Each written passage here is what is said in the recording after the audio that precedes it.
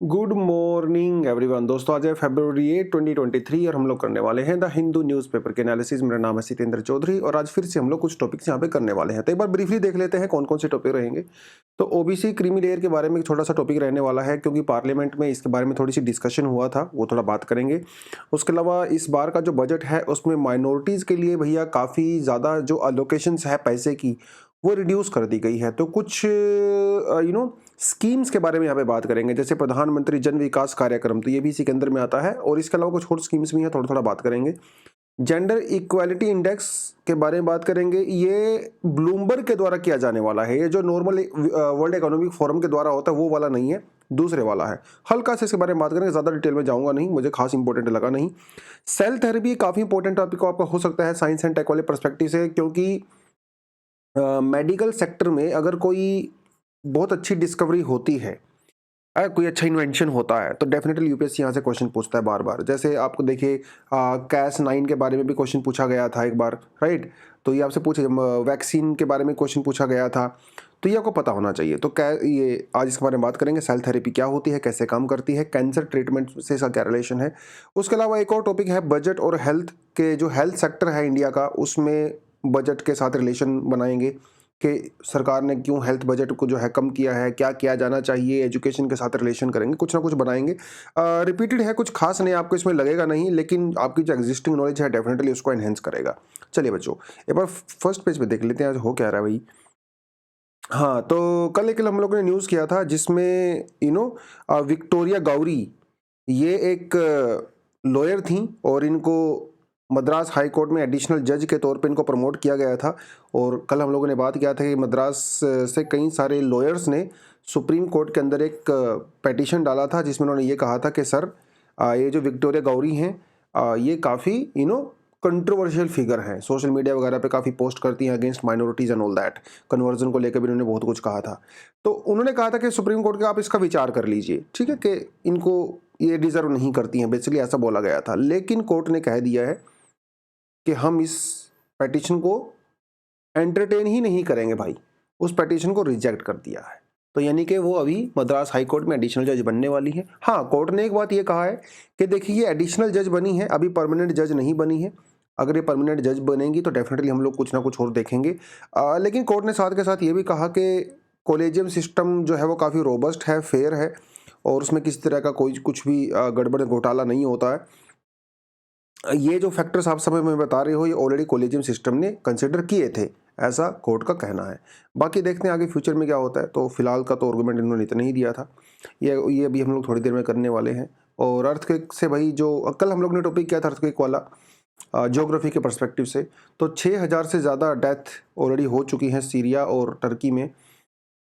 और काफ़ी अनफॉर्चुनेट रहा। ऑफ कोर्स अभी तो बहुत सारे लोग जो हैं जो मिले नहीं हैं, जो गुम हो चुके हैं, तो ये डेफिनेटली फिगर बहुत आगे जाएगा। और इंडिया ने टर्की की हेल्प करने के लिए बहुत सारा हेल्प भेजी है, वहाँ पे वीट वगैरह, फूड, और एनडीआरएफ के बहुत सारे पर्सनल भी वहाँ पे गए हैं। बट पाकिस्तान से जैसी उम्मीद की जाती है वैसा ही हुआ, पाकिस्तान ने अपने एयर स्पेस को अलाउ नहीं किया, तो इंडिया के जो प्लेन्स हैं उनको जो है भैया दूसरा रूट लेके जाना पड़ा टर्की में। ठीक है, तो आप देख सकते हो कि भाई अगर आप किसी के दुख दर्द में साथ नहीं हो सकते ना, तो उससे बड़ी कोई बड़ी बात नहीं हो सकती है। तो एक तरफ तो पाकिस्तान टर्की को अपनी तरह खास दोस्त मानता है, और है भी, ऐसी बात नहीं है। लेकिन आप उसको एयर स्पेस तो यूज़ करने दो भाई कम से कम, राइट। तो ये है चीज़ें, नीयत से पता चल जाता है पाकिस्तान की क्या है उसकी नीयत। Anyways, existing limit to fix OBC non creamy layer enough. तो ये बेसिकली अभी आपको पता है बजट सेशन चल रहा है, तो इसमें हमारे जो सोशल जस्टिस मिनिस्टर साहब हैं उनसे सवाल पूछा गया था by some member of parliament. उन्होंने कहा था कि साहब जो आपने क्राइटेरिया बना रखा है क्रीमी लेयर के लिए, क्या वो एनफ है या उसके अंदर कुछ चेंज करने का विचार है। देखिए, समय टू समय इन्फ्लेशन चेंज होता है, लोगों का इनकम स्टैंडर्ड चेंज होता है, तो डेफिनेटली अपडेट किया जाना चाहिए। अब आप ये समझ लिए कि जो 20 साल पहले 8 लाख की वैल्यू थी, क्योंकि क्राइटेरिया 8 लाख रुपए का है ना भाई, वो 8 लाख रुपए की वैल्यू आज थोड़ी ना है। 20 साल पहले 8 लाख रुपए 1 करोड़ के बराबर हुआ करते थे। तो जब ये क्रीमी लेयर को इंट्रोड्यूस किया गया था 8 लाख रुपए, तो अब तो अपडेट होना चाहिए।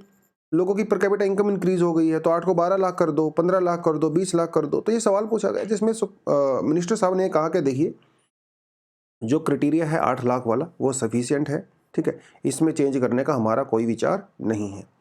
क्रीमी लेयर, और ये सिर्फ ओबीसी कैटेगरीज में होता है, ठीक है, ये एससी और एसटीज में नहीं होता है। अगर आपको नहीं पता है तो बताता चलता हूँ, only for the OBC which is other backward class. Mandal commission ने सबसे पहली बार जो है 27% जो गवर्नमेंट पोस्ट होती हैं वहाँ पे ओबीसीज को रिजर्वेशन देने की बात किया था।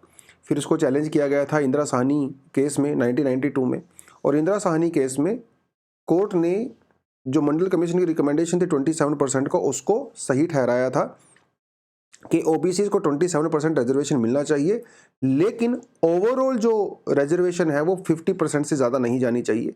मतलब एससी, एसटीज और ओबीसी का मिला के 57% का कोर्ट ने ये एक लक्ष्मण रेखा तय किया था। बट सुप्रीम कोर्ट ने यही साथ के साथ कहा था कि ठीक है 27% हम लोग ओबीसी को दे रहे हैं, लेकिन जो ओबीसी में क्रीमी लेयर है उसको रिजर्वेशन का बेनिफिट नहीं मिलेगा। क्रीमी लेयर यानी कि जो हायर इनकम ग्रुप है ओबीसी के अंदर, उसको नहीं मिलेगा। एससी एसटीज में कोई फर्क नहीं पड़ता भाई, आप चाहे सीएम बन जाइए, एमएलए बन जाइए, एमपी बन जाइए, प्राइम मिनिस्टर बन जाइए, प्रेसिडेंट बन जाइए, अगर आप एससी एसटी कैटेगरी से बिलोंग करते हैं तो आपको रिजर्वेशन मिलेगा। लेकिन ओबीसी में ऐसा नहीं है, ठीक है। ओबीसी में देखिए 2 क्राइटेरिया वैसे इन्होंने यहाँ पे दिए हैं कि वो आपके पेरेंट्स के ऊपर डिपेंड करता है, ठीक है। अगर आपके पेरेंट्स सरकारी नौकरी में हैं, अगर वो ग्रुप ए या ग्रुप बी के ऑफिसर हैं, अपनी एज 40 होने से पहले, तो यस आप क्रीमी लेयर के अंदर आते हो, आपको रिजर्वेशन नहीं मिलेगा। लेकिन अगर वो गवर्नमेंट एम्प्लॉय नहीं है, ठीक है, और उनकी इनकम 8 लाख रुपए से ज़्यादा, यानी कि आपको कोई बिजनेस है, कोई दुकान है, कुछ ना कुछ आप कर रहे हो, ठीक है, तब भी आपको रिजर्वेशन नहीं मिलेगा। इसके अंदर जो आपकी सैलरी वाली इनकम है वो इंक्लूड नहीं होगी, प्राइवेट सैलरी वाली जो आपकी इंक्लूड, मतलब जो सरकारी नौकरी के अलावा जो उन्होंने बात किया है, और एग्रीकल्चर लैंड से जो इनकम होती है वो इंक्लूड नहीं होगा, क्योंकि ये तो वैसे टैक्सेबल है ही नहीं एग्रीकल्चर इनकम। तो अगर आप यहाँ से बिलोंग करते हो इस कैटेगरी से, तब भी आप क्रीमी लेयर के अंदर आते हो, ठीक है। तो ये कुछ चीज़ें हैं, थोड़ा आपको पता होना चाहिए। और 2 क्वेश्चन हैं हमारे यहाँ पे, 2 डाले हैं आपके लिए, ये रिजर्वेशन से ही रिलेटेड हैं। Which Supreme Court judgement declared that the reservation in the promotion for scheduled caste and scheduled tribe is not a fundamental right? बताइए। अच्छा क्वेश्चन है, थोड़ा सा टफ है, फैक्चुअल है, लेकिन कई बार एग्जाम में इस तरह के क्वेश्चंस पूछे जाते हैं। उसके अलावा भाई नीचे वाला क्वेश्चन है, ठीक है, इसको पढ़िए कि पार्लियामेंट में और स्टेट लेजिस्लेचर में रिजर्वेशन की बात कौन से आर्टिकल के अंदर की गई है? कमेंट सेक्शन में आप ये भी बता सकते हो, ठीक है बच्चों। चलिए आगे बढ़ते हैं। What has the union budget allotted to the minorities? और माइनॉरिटीज़ में खास ये मतलब सभी माइनॉरिटीज की बात कर रहा है, ये क्रिश्चियंस की बात कर रहा है, मुस्लिम्स की बात कर रहा है, जैन की बात कर रहा है, बुद्ध की बात कर रहा है, बुद्धिस्ट की बात कर रहा है, सबकी बात कर रहा है। ज़्यादातर फोकस यहाँ पे मुस्लिम्स के ऊपर होता है, क्योंकि मुस्लिम हमारे देश में सबसे बड़ी जो है माइनॉरिटी है, 14-15% के लगभग पॉपुलेशन रहती है। तो ये थोड़ा आपको पता होना चाहिए। 23-24 का अभी जो बजट अपना लॉन्च हुआ है, आया है, उसके अंदर माइनॉरिटी, मिनिस्ट्री ऑफ माइनॉरिटी को जो फंडिंग दिया जाना था उसको 38% रिड्यूस कर दिया गया है, ठीक है। कौन कौन सी स्कीम यहाँ से अफेक्ट हुई है पहले तो आपको ये पता होना चाहिए। जो सबसे ज़्यादा जो स्कीम यहाँ पे अफेक्ट हुई है वो हुई है एजुकेशन स्कीम फॉर द मदरसाज, ठीक है, जो कि जिसमें 93% का कट किया गया है। पहले इसको जो है पिछले साल 160 करोड़ दिए गए थे, और इस बार इसको सिर्फ और सिर्फ 10 करोड़ रुपए दिए गए हैं। कहाँ 160, कहाँ 10 करोड़। इससे भी पहले इसको 176 करोड़ दिए गए थे, मतलब इसके अंदर रिडक्शन लगातार चल रहा है, लेकिन इस बार तो भाई बहुत जंप कर दिया, सीधा 10 करोड़ 160 करोड़ से। चलिए कोई बात नहीं। उसके अलावा allocation for the research scheme for minorities including Muslims, Christian, Sikhs, Jain, Buddhist, इसको भी जो है 50% तक कम कर दिया गया है, ठीक है। पहले इट वाज 41 करोड़, अभी इसको कर दिया गया है 20 करोड़ रुपीज़। यानी कि जो माइनॉरिटी कम्युनिटीज़ में से जो रिसर्च स्कॉलर हुआ करते थे, जो पीएचडी वगैरह कर रहे होते थे स्टूडेंट, उनको स्कॉलरशिप वगैरह यहाँ पे दिया जाता था, उसको काफ़ी रिड्यूस यहाँ पे कर दिया गया है। उसके अलावा प्रधानमंत्री जन विकास कल्याण जो योजना है, इसका जो बजट है वो 600 करोड़ से 165 करोड़ रुपीज़ कर दिया गया है, तो इसको भी काफ़ी कम कर दिया है। अब आप सोच रहे होंगे कि क्या आपको ये फैक्ट याद करने हैं कि कितने करोड़ से कितने कम हुए, कितने से नहीं, आपको ये फैक्ट वगैरह याद नहीं करने रहते हैं। हाँ, वो स्कीम्स का नाम, स्कीम्स के प्रोविजंस, कौन सी मिनिस्ट्री के अंदर में वो आता है, वो आपके लिए काफ़ी इंपॉर्टेंट हो जाता है, राइट। देखिए इतने फैक्ट ना याद भी नहीं कर पाओगे, पिछले 3-4 साल के बजट का याद करना पड़ेगा फिर आपको, वो तो ह्यूमनली पॉसिबल नहीं है। तो उस चीज़ के ऊपर फोकस करें जहाँ से ज़्यादा याद हम लोग कर सकते हैं। उसके अलावा जो नई उड़ान स्कीम है, ठीक है, जिसमें माइनॉरिटीज़ के जो स्टूडेंट्स थे उनको यूपीएससी की जो कोचिंग है वो फ्री ऑफ कॉस्ट दी जानी चाहिए थी, उसको तो पूरी तरह से रिमूव ही कर दिया है, हटा दिया है पूरी तरह से। उसके अलावा जो लीडरशिप डेवलपमेंट प्रोग्राम था फॉर माइनॉरिटी वीमेन, इसका जो बजट है वो भी अभी पहले इट वाज 2.5 करोड़ रुपीज़, इसको 10 लाख रुपीज़ कर दिया गया है। हमारी धरोहर स्कीम को भी, जिसमें जो माइनॉरिटी कम्युनिटीज़ के रिगार्डिंग जो हेरिटेज हुआ करते थे, उनका बजट पहले इट वाज 2 करोड़, अब इसको 10 लाख रुपए कर दिया गया है। नई उड़ान स्कीम और हमारी धरोहर स्कीम, इनको पढ़ने के लिए आप इस लिंक पे क्लिक करोगे, ये जो दिख रहा है ना आपको, ये ब्लू कलर वाला लिंक जो आपको पीडीएफ प्रोवाइड करवाई जाती है, नीचे डिस्क्रिप्शन में लिंक मिलता है, आप इसके ऊपर क्लिक करके पूरी इन्फॉर्मेशन ले सकते हो, राइट। उसके अलावा नई मंजिल स्कीम की और जो उस्ताद स्कीम है, इनके बजट को भी कम कर दिया गया है। प्रधानमंत्री जन विकास कार्यक्रम के बारे में आपको बताता चलूँ, इसको 2016 में जो है इसको लॉन्च किया गया था, ठीक है। इसका क्या एम था, to address the development deficit in identifying minority concentration areas, जहाँ पे माइनॉरिटी कम्युनिटीज से ज़्यादा लोग रहते हैं, कंसंट्रेटेड रहते हैं, वहाँ पे डेवलपमेंट करना है, चाहे वह सैनिटेशन हो, स्कूल्स हो, एजुकेशन हो, हेल्थ हो, उसको यहाँ पे जो है इम्प्रूव किया जाना है। इसके लिए जो बेसिस जो आइडेंटिफाई की जाती है, मतलब पॉपुलेशन को जो आइडेंटिफाई किया जाता है, वो रहता है आपका माइनॉरिटी कम्युनिटीज़ का जो सेंसस है 2011 जो है उसके बेसिस पे किया जाता है। तो ये थोड़ी थोड़ी चीज़ें आपको इसके बारे में पता होना चाहिए। उसके अलावा नई मंजिल स्कीम के बारे में बताता चलूँ। नई मंजिल जो स्कीम है, इसमें क्या किया जाता है, माइनॉरिटीज़ कम्युनिटीज़ के ऐसा जो यूथ है जिसकी एज 17 साल से 35 ईयर्स के बीच में होती है, जो स्कूल ड्रॉप आउट होते हैं या फिर जो यूजुअली मदरसाज के अंदर ट्रेनिंग लेते हैं, उनको जो है यहाँ पे हेल्प की जानी थी, उनको जो है स्किल ट्रेनिंग प्रोवाइड की जानी थी, ताकि उनको बेटर एम्प्लॉयमेंट की अपॉर्चुनिटी मिल सके। और इस पूरी स्कीम के अंदर जो 30% सीट्स थी, वो माइनॉरिटीज़ गर्ल्स के लिए जो है वो यहाँ पे दी गई थी। 9 महीने से 12 महीने का कोर्स आपको करवाया जाता है। ये नॉन रेजिडेंशियल कोर्स होता है, जिसको कहा जाता है बेसिक ब्रिज प्रोग्राम। इसमें आपको सर्टिफिकेट भी प्रोवाइड कराया जाता है और ये कोर्स करने के बाद आपको जो है एम्प्लॉयमेंट मिल जाता है। पूरी कंट्री में अवेलेबल है, इसके लिए कोई खास डिस्ट्रिक्ट या कोई खास एरिया इंक्लूड नहीं किए गए हैं, इसलिए आपको ये पता होना चाहिए। अपार्ट फ्रॉम दैट, हमारे पास जो उस्ताद स्कीम है, उस्ताद स्कीम का मतलब रहता है upgrading the skills and training in traditional arts and crafts for the development scheme. यानी कि माइनॉरिटीज कम्युनिटीज़ में कुछ ऐसी कम्युनिटीज़ होती हैं जो ट्रेडिशनली खानदानी तौर पे कुछ काम करते हैं, जैसे कोई एम्ब्रॉयडरी का काम है, आर्ट्स का काम है, स्कल्पचर बनाने का काम है, वो सब करते हैं।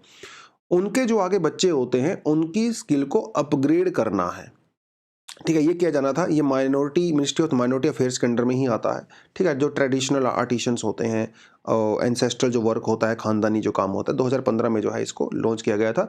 ये पूरी तरह से यूनियन गवर्नमेंट के द्वारा फंडेड होती है, राइट। इसके बजट को भी काफ़ी कम कर दिया गया है, जैसा कि अभी ऊपर हम लोगों ने देखा। तो कुछ कुछ स्कीम है, जैसे उस्ताद स्कीम हो गया, नई मंजिल स्कीम हो गया, प्रधानमंत्री जन विकास कार्यक्रम हो गया, नई उड़ान, हमारी धरोहर, 4-5 स्कीम है। थोड़ा थोड़ा आपको इनके बारे में पता होना चाहिए, बट अनफॉर्चुनेटली इनका जो है बजट कट कर दिया गया है। अब आप पूछोगे इसके पीछे कारण क्या है, क्यों बजट कट किया? सरकार ने कोई बहुत बड़ा सेटिस्फैक्टरी आंसर इसके लिए दिया नहीं है कि क्यों कम किया है। कुछ लोगों ने ये कहा है क्योंकि ये सारी स्कीम दूसरी स्कीम्स के अंदर में कवर हो गई हैं, तो इसलिए सरकार ने इनके बजट को कट कर दिया है। लेकिन भाई वो एक बहुत अच्छा आंसर उन्होंने खैर वो नहीं दे पाए अनफॉर्चुनेटली। चलिए, नेक्स्ट टॉपिक रहता है 484 companies included in the Bloomberg gender equality index. क्योंकि देखिए, ब्लूमबर्ग का जेंडर इक्वालिटी इंडेक्स है तो कोई खास इंपॉर्टेंट नहीं है एग्जाम के परस्पेक्टिव से। हाँ, जो वर्ल्ड इकोनॉमिक फोरम वाला होता है वो आपके लिए काफ़ी इंपॉर्टेंट होता है, या फिर जो यूनाइटेड नेशन डेवलपमेंट प्रोग्राम के द्वारा किया जाता है वो काफ़ी इंपॉर्टेंट होता है। तो इसलिए मैं ज़्यादा फोकस इसके ऊपर करूंगा भी नहीं। 2018 में इसको लॉन्च किया गया था और इसका बेसिक पर्पज़ होता है कि दुनिया की जो 500 कंपनीज हैं उनको कवर करता है। मतलब ऐसा जरूरी नहीं कि 500 को ही करे, कभी कभी 550 को भी कर लेता है, थोड़ा इस बार 484 को किया है। इसमें यह देखा जाता है कि ये जो कंपनीज हैं वो अपने वर्क प्लेस में मेल और फीमेल के बीच में जो है किस तरह से, अभी तो आप एलजीबीटी कम्युनिटी को भी इंक्लूड कर सकते हो, ठीक है, किस तरह से उनको रिप्रेजेंट किया जाता है, जेंडर रिप्रेजेंटेशन होता है, चाहे वो लीडरशिप पोजीशन हो या कोई और पोजीशन हो। खासकर जो सीईओज होते हैं, जो मैनेजिंग डायरेक्टर्स वगैरह होते हैं, वहाँ पे कितना इंक्लूड यहाँ पे किया जाता है। यहाँ पे 9 इंडियन कंपनीज को इसमें इंक्लूड किया गया है। 5 चीज़ें देखी जाती हैं इस इंडेक्स के अंदर इंक्लूड करने के लिए।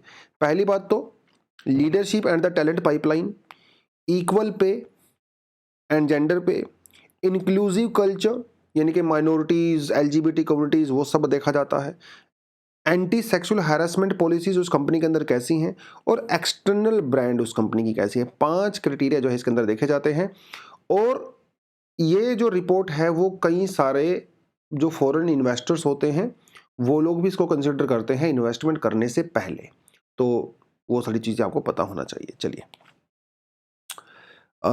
CAR T cell therapy the next step towards a holistic treatment for the cancer. देखिए, CAR का मतलब है कीमेरिक एंटीजन रिसेप्टर, ठीक है, एक तो आपको ये पता होना चाहिए। टी सेल कौन से होते हैं? टी सेल हमारे इम्यून सेल्स होते हैं। जब कोविड की हम लोग बात करते थे तो हम लोगों ने टी सेल की बहुत बात किया था कि भैया जो वैक्सीन होती हैं वो टी सेल को एनहेंस करती हैं। टी सेल जो है एक्सटर्नल जो पैथोजेंस होते हैं वो मतलब जो अनवांटेड हमारी बॉडी में जो चीज़ें होती हैं उससे लड़ने के लिए काम करता है, हमारे इम्यून सिस्टम को स्ट्रॉन्ग करता है, इन्हें टी सेल कहते हैं।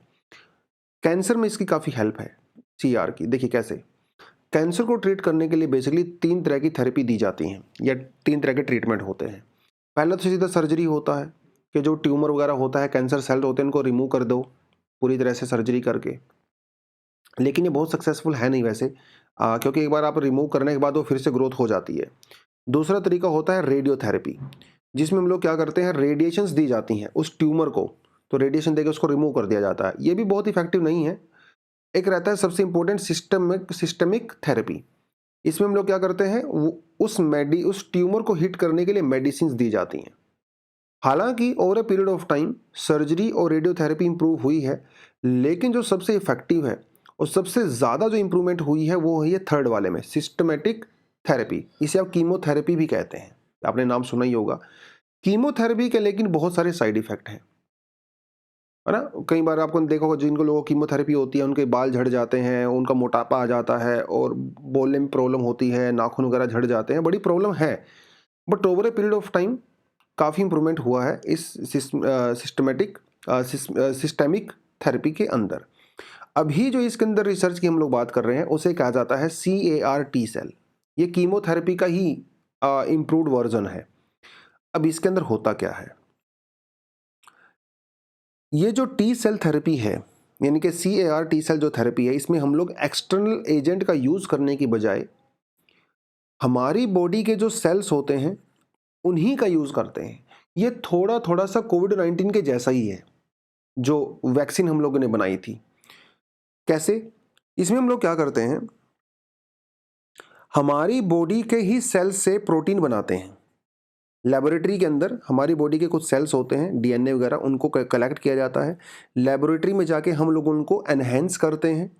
एनहेंस करने के बाद हम जब उसके बनी बॉडी में इंजेक्शन वगैरह लगाते हैं, इससे हमारे टी सेल एक्टिवेट हो जाते हैं जो कि हमारे इम्यून सिस्टम को स्ट्रॉन्ग करते हैं और इससे जो है कैंसर सेल जो है वो ख़त्म हो जाता है। बेसिकली उससे वो लड़ते हैं, उससे हमें प्रोटेक्ट कर लेते हैं। ये जो है बेसिकली इनका कहना है। इसे इंजेक्ट भी किया जा सकता है और मतलब ओरल मेडिसिन वगैरह कैप्सूल्स वगैरह से भी इसको दिया जा सकता है। ये लेबोरेटरी के अंदर तैयार होता है। ये जो मॉडिफाइड सेल्स होते हैं लेबोरेटरी में, इसे बाद में पेशेंट की बॉडी ब्लड स्ट्रीम में डाल दिया जाता है और वो सारी चीज़ें आपको बता ही दिया मैंने, ठीक है। बेसिकली दोबारा रिपीट कर देता हूँ, हमारे बॉडी के जो सेल्स होते हैं यानी कि जो पेशेंट होता है उसे आप लेबोरेटरी में लेके जाते हैं, उसे मॉडिफाई करते हैं। मॉडिफाई करने के बाद उसका एक नया वर्जन आता है। ये नया वर्जन क्या करता है, जो ट्यूमर के सेल्स होते हैं, ट्यूमर के सेल के साथ अपने आप को अटैच कर लेता है और धीरे धीरे इस ट्यूमर सेल को ख़त्म कर देता है। ये होती है CAR T सेल थेरेपी। पूछेगा आपसे एग्जाम में, जिस तरह से Cas9 के बारे में क्वेश्चन आया था इसके बारे में भी आ सकता है। ये जो टी सेल थेरेपी है खासकर 2 चीज़ों के लिए, ल्यूकीमिया जिसे अब ब्लड कैंसर भी कहते हैं और लिम्फोमास, ठीक है। इन 2 ट्रीटमेंट के लिए सबसे ज़्यादा यूज़ की जाती है। हालांकि दूसरी चीज़ों में भी इसका यूज़ किया जा सकता है लेकिन ये सबसे ज़्यादा। बट एडवांसमेंट तो है, बट लेकिन भाई बहुत महंगी है थेरेपी, बहुत ज़्यादा महंगी है, बहुत कॉस्टली है। अमेरिका में ही इस थेरेपी को लेने के लिए कम से कम आपको $1 मिलियन से ज़्यादा चुकाना पड़ता है। आप इंडिया में तो छोड़ ही दीजिए, जब अमेरिका में इतना पैसा है। ये तो अमेरिका के हिसाब से बहुत महंगा है, इंडिया में तो अभी आप बात ही नहीं कर सकते इसके बारे में। हाँ, जो अल्ट्रा अमीर लोग हैं वो डेफिनेटली इसका बेनिफिट ले सकते हैं, गरीब लोगों की तो बस की बात ही नहीं है, ठीक है। अमीर लोग तो अमेरिका में जाके भी इलाज करवा लेते हैं, वो सारी चीज़ें हैं। एक तो ये बात होगी। एक होता है हमारे सॉलिड ट्यूमर्स। ठीक है, जैसे prostate cancer, lung cancer, colon cancer वगैरह ये सब रहता है, इसमें भी टी सेल थेरेपी इंक्लूड की जा सकती है। लेकिन इसमें टी सेल का बहुत बेनिफिट अभी देखने को नहीं मिला है। टी सेल का जो बेनिफिट सबसे ज़्यादा देखने को मिला है वो है ल्यूकीमिया वाले केस में और लिम्फोमास वाले केस में। यहाँ पे कभी कभी किसी किसी पेशेंट में 90% का इफेक्ट दिखता है, किसी किसी में सिर्फ 10% का दिखता है। यानी कि ये जो टेक्नोलॉजी है अभी बहुत इनिशियल स्टेज में है, अभी इसमें समय लगेगा, 8-10 साल 15 साल लगेगा जब इसको हम लोग बड़े स्केल पे इंडिया जैसी कंट्री के अंदर भी इंक्लूड कर सकते हैं।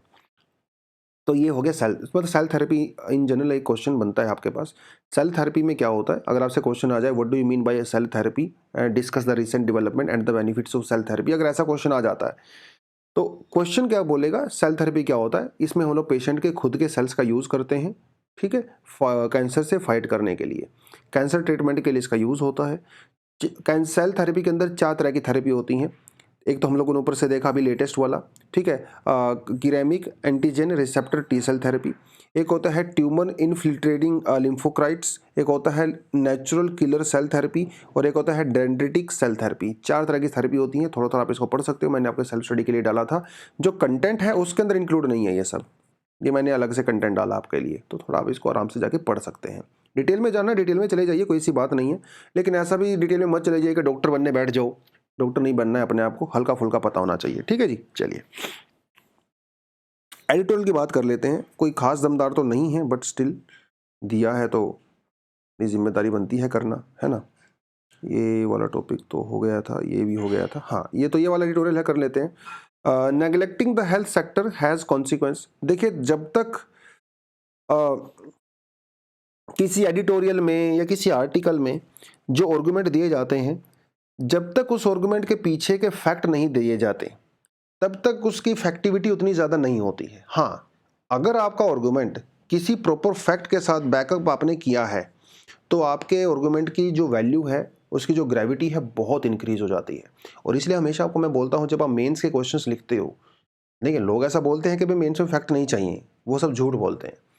आप अगर कोई स्टेटमेंट लिख रहे हो मेंस में आंसर के अंदर, और अगर आप उसको किसी फैक्ट के साथ बैकअप करते हो, तो समझ लो आपके जो है नंबर बढ़ जा रहे हैं। अब मान लो सिंपल से एक एग्जांपल लेते हैं, सिंपली अगर आपने आंसर में लिखा कि there is not a pay parity between genders in India, या there is a payment gap और there is a salary gap between female and male salary, आपने लिख दिया, जनरल स्टेटमेंट है, इसमें कोई वैल्यू नहीं है। वैल्यू, हाँ स्टेटमेंट सही है, नो दिक्कत, कोई प्रॉब्लम नहीं, बिल्कुल सही है, करेक्ट है, बट इसकी कोई वैल्यू नहीं है जब तक आप उस स्टेटमेंट को किसी फैक्ट के साथ रिलेट नहीं करते हो। फैक्ट तो डालना पड़ेगा ही आपको। हाँ, इतने फैक्ट ही मत याद करने मत बैठ जाना कि हर जगह फैक्ट ही फैक्ट नजर आए, आर्गुमेंट नजर ही ना आए। तो ये जो आर्गुमेंट है इसमें मुझे फैक्ट थोड़े से कम नजर आए। और ये जो सुजुता राव जी हैं, मैडम हैं, और ये एक हेल्थ सेक्रेटरी भी रही हैं भाई पहले पिछली सरकार में, आर्गुमेंट ज़्यादा नजर आए, फैक्ट ज़्यादा नजर नहीं आए, इसलिए बहुत मज़ा नहीं आया मुझे इसको पढ़ने में। बट एनीवेज, जितने आज एडिटोरियल आए हैं उसमें सबसे ठीक ठाक सा मुझे यही लगा। अब यहाँ पे 2 चीज़ें हैं, मतलब जो लोग पावर के अंदर बैठे हुए हैं, ठीक है, हमारे पॉलिसी मेकर्स, पॉलिटिशियंस। अब यहाँ पे एक छोटा सा एग्जांपल, मान लो कोई भी एग्जांपल है, कोई भी पावर में बैठा हो, कोई पीएम है, मान लो कोई भी पीएम है, किसी भी देश का कोई भी पीएम है। अब इस पीएम की 2 अप्रोच हो सकती हैं। एक अप्रोच ये कहती है कि भैया मैं अपनी कंट्री से बहुत प्यार करता हूँ, चलिए बहुत बढ़िया बात है। अपनी कंट्री से प्यार करना और अपनी कंट्री के लोगों से प्यार करना 2 अलग अलग चीज़ें हैं, इसे कंफ्यूजन नहीं करना, ये एक सेम चीज़ नहीं होती है। कई बार कंट्री से प्यार करने में क्या लोगों होता है, अपनी टेरिटरी, कंट्री मतलब टेरिटरी, तो कई बार लोग अपनी टेरिटरी को प्रोटेक्ट करने के लिए इस हद तक चले जाते हैं कि वो अपने ही सिटीजन्स को मारना शुरू कर देते हैं, क्योंकि वो पावर को कंट्रोल करना चाहते हैं। समझ रहे हो बात। तो अब बजट की बात कर लीजिए आप, ऊपर हम लोगों ने माइनॉरिटीज का देखा।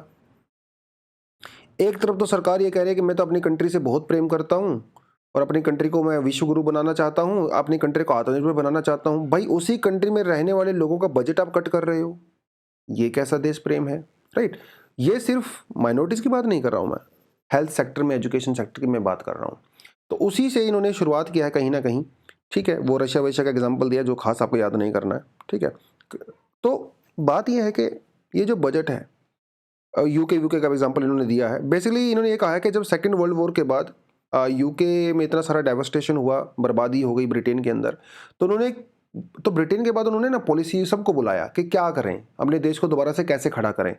अब देखिए वर्ल्ड वॉर 2 के बाद अमेरिका ब्रिटेन के पास कॉलोनी वगैरह भी नहीं बची, इंडिया हाथ से चला गया, रशिया श्रीलंका हाथ से चला गया, वो सब चले गए हाथ से। अब क्या करें भाई, कौन से ऐसे सेक्टर हैं जिस पे सबसे ज़्यादा फोकस किया जाए ताकि अपने कंट्री को दोबारा से पैरों पे खड़ा किया जा सके।